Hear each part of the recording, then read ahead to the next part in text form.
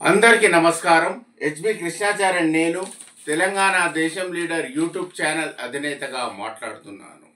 అందరికీ దేశవ్యాప్తంగా ఈరోజు శ్రీరామ నవమి జయంతి వల్ల అందరికీ ఈ రామరాజ్యం లాంటి ప్రదేశంలో ఈ దేశంలో అందరికీ న్యాయం జరగాలి, ఎవరు మోసపోకూడదని ఈ యొక్క కొత్త వీడియో నేను రూపొందించాను.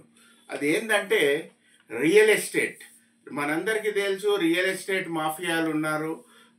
ఎంతోమంది నల్లధనం సాధించి పెట్టి అది బ్లాక్ మనీ వైడ్గా కన్వర్ట్ చేయడానికి ఒక పెద్ద నిధి ఈ రియల్ ఎస్టేట్ మార్కెట్. ఇంకొకటి share market value. Share market తెలుసు, అన్ని కంపెనీలలో లిస్టెడ్ అవుతాయి. ఆ షేర్ మార్కెట్ వాల్యూ మార్కెట్ యొక్క ప్రపంచవ్యాప్తంగా ఒక మార్కెట్ సిచ్యువేషన్లో ఎత్తులొంపులు జరగడం వల్ల, సంక్షేమంలో జరగడం వల్ల వాల్యూస్ ఇంక్రీజ్ అవుతాయి, డిక్రీజ్ అవుతాయి. సో నా ఉద్దేశం ఏంటంటే ఈ రియల్ ఎస్టేట్ మార్కెట్ వాల్యూకు connect to share market value చేస్తే బాగుంటుంది. ఎందుకంటే రాబోయే రోజుల్లో ప్రళయం రాబోతుంది, భూకంపాలు రాబోతున్నాయి. ఎంతోమంది కష్టార్జితంతో ఈ రియల్ ఎస్టేట్ అపార్ట్మెంట్స్ కొని, భూములు కొని పెట్టుకొని సో కిరాయిలు వసూలు చేసుకుంటా ఉన్నారు. కాబట్టి లక్షల కోట్లాది రూపాయలు ఉన్నది. కాబట్టి ప్రళయం వస్తే వాల్యూ పడిపోతుంది. రియల్ ఎస్టేట్ మార్కెట్ బిజినెస్లో ఏమైనా ప్రాబ్లం వస్తే షేర్ మార్కెట్, దీన్ని రెండు లింకులు చేస్తే ఒక స్టేబుల్గా ఉంటుంది అన్నమాట. ఒక స్టేబుల్గా ఉంటుంది అండ్ న్యాయంగా ఉంటుంది. సో దాని యొక్క ఉద్దేశమే ఈ వీడియో ఎండ్ దాకా చూస్తేనే అర్థమవుతుంది. ఇది కొద్దిగా చూసి క్లోజ్ చేస్తారా అంటే అర్థం కాదు. సో ఇది మొత్తం చూసిన తర్వాత మీకు నేను చెప్పిన సారాంశము నచ్చుతుంది అన్నమాట. సో టాపిక్ వచ్చేసి connecting real estate market values with share market values, risk based global policy. అంటే ఇది చాలా ఇంపార్టెంట్ అండ్ కాంప్లెక్స్ ఇష్యూ అనమాట. ఎందుకంటే దీనికి ఆధారపడి ఎకానమీ ఆధారపడి ఉంది, అండ్ గవర్నెన్స్ అంటే పాలపోలి యొక్క రూలింగ్ మీద ఆధారపడి ఉంది, డిజాస్టర్ రిస్క్ మేనేజ్మెంట్ మీద ఆధారపడి ఉంది, and anti money laundering. So ఇన్ని ఉన్నాయి. కాబట్టి ఈ టాపిక్ మీద ఒక ఇది ఒక అఫీషియల్గా తీసుకురావాలి ప్రపంచవ్యాప్తంగా. అంటే గవర్నమెంట్ అండ్ సెంట్రల్ గవర్నమెంట్ అని ఉంటుంది ప్రపంచవ్యాప్తంగా. వీళ్ళు official linkage between stock market values and real estate market values. World economic forum అనేది ఒక ప్లాట్ఫారము. దీన్ని గ్లోబల్గా డైలాగ్ చేసి స్టాండర్డ్స్ చేస్తే, ఒక పాలసీ చేసిండ్రు అనుకో, ఇది ఇంప్లిమెంట్ చేయవచ్చు. సో గవర్నమెంట్కి పాసిబుల్ ఏంటంటే stock market values, real estate market values different అనమాట. అది డిఫరెంట్, ఇది డిఫరెంట్. దాని స్ట్రక్చర్స్, గోల్స్ డిఫరెంట్, లిక్విడిటీకి డిఫరెంట్. అండ్ గవర్నమెంట్ స్టెప్స్ తీసుకోవచ్చు, influence, reflect each other transparently. అంటే న్యాయపరంగా దాని యొక్క విలువలు అనేది ట్రాన్స్పరెంట్గా డిక్లేర్ చేయవచ్చు అనమాట.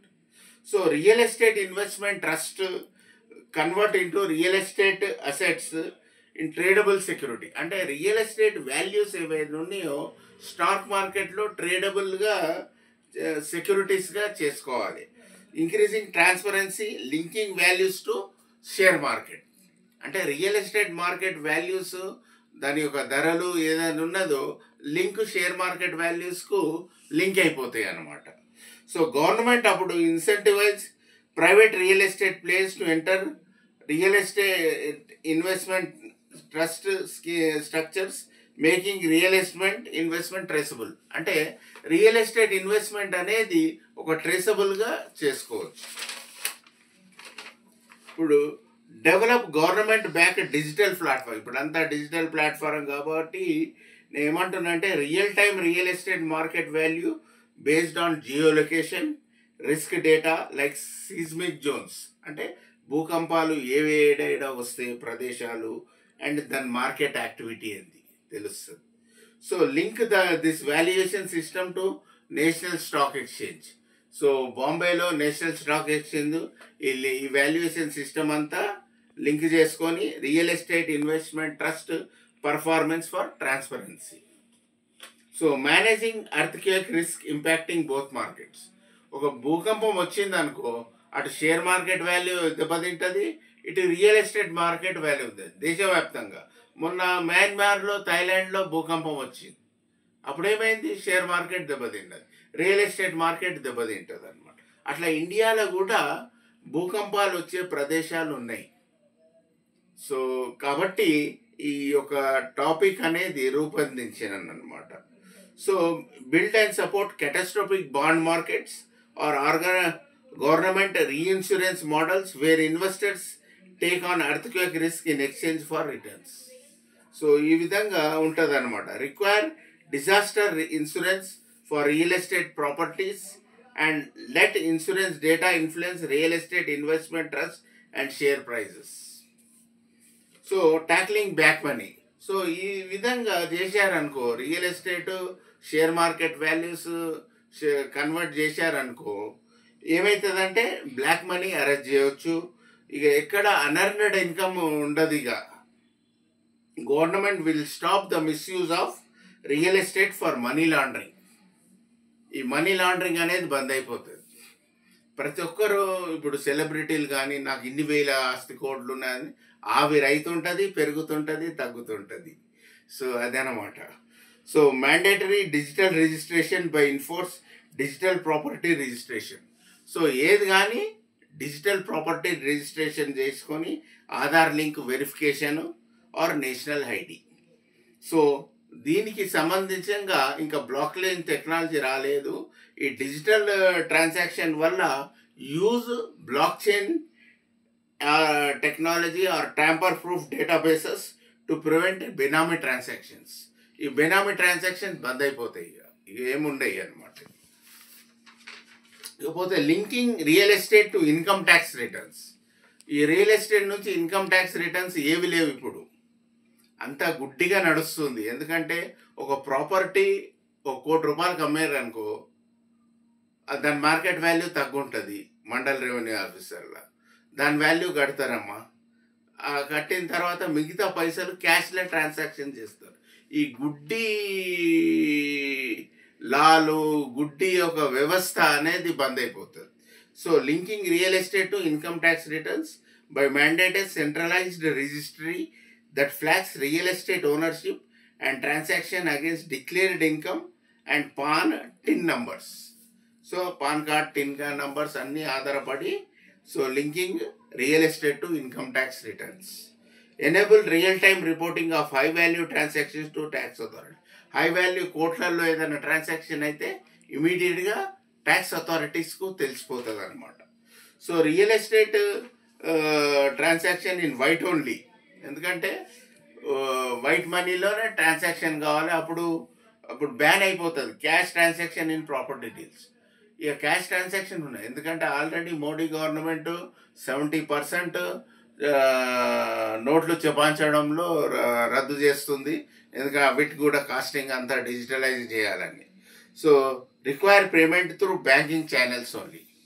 పేమెంట్ అంతా బ్యాంకింగ్ ఛానల్స్తోనవుతుంది, integrate with GST and income tax systems. So property value index transparency by publish a public property index that tracks actual market values, not just registry values. Registry values మీద ఆధారపడి ఉండదు, ఇక market values మీద ఆధారపడి ఉండదు. ఎందుకంటే share మార్కెట్కు link అయింది కాబట్టి. Use this to detect under valuation and spot laundering pattern.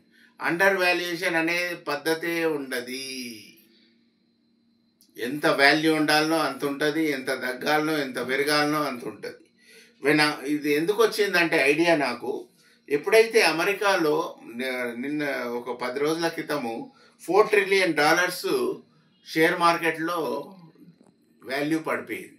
4 trillion.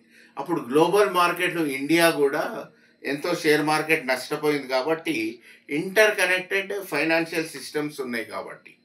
So నేను అందుకే నా ఆలోచన ఏమొచ్చిందంటే, ఏదైతే రియల్ ఎస్టేట్ అనర్న్డ్ ఇన్కమ్ అంటే కష్టం లేకుండా వచ్చే ఇన్కము, దాని మీద రెంట్స్ ఆధారపడుతుంటాయి. అవి రెంట్స్ నువ్వు భూకంపాలు రాని, లేకుంటే షేర్ మార్కెట్ పడిపోని, ఏమన్నా కానీ రెంట్ వాల్యూ పడిపోదు, అది స్టేబుల్గా ఉంటుంది.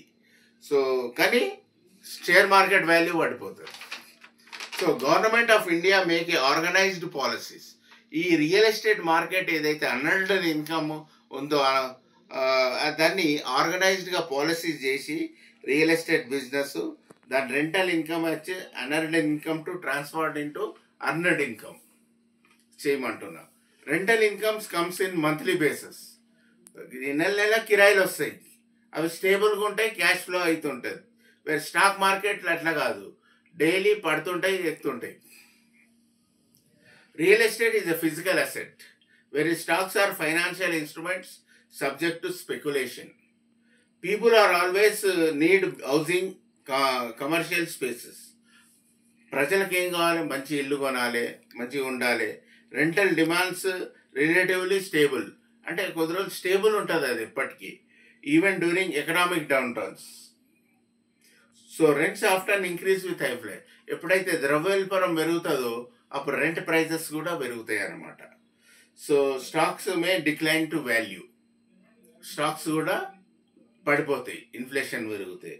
So property values decline but rental income, property values decline కావచ్చు, భూకంపాలు వచ్చినా మన ఇంకా ఏదైనా వచ్చినా కావచ్చు, కానీ రెంటల్ ఇన్కమ్ అనేది రిమైన్ స్టేబుల్ ఉంటుంది ఇఫ్ ఆక్యుపెన్సీ ఇస్ మెయింటైన్.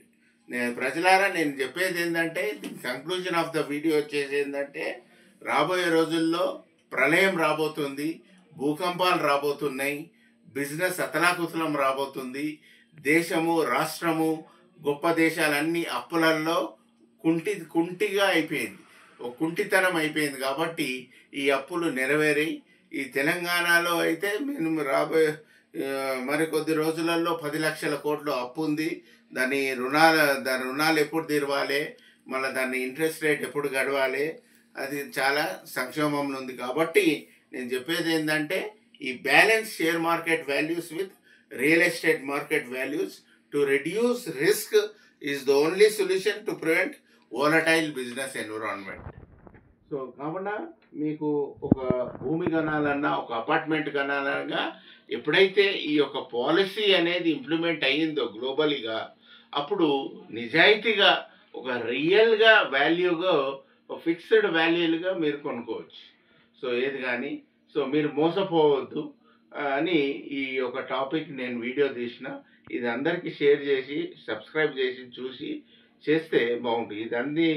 ఇది మీరు చూడాలంటే యూట్యూబ్ డిస్క్రిప్షన్లో కూడా ఇంగ్లీష్లో ఉంటుంది, మీరు చూసుకొని ఇది చేసుకోవచ్చు.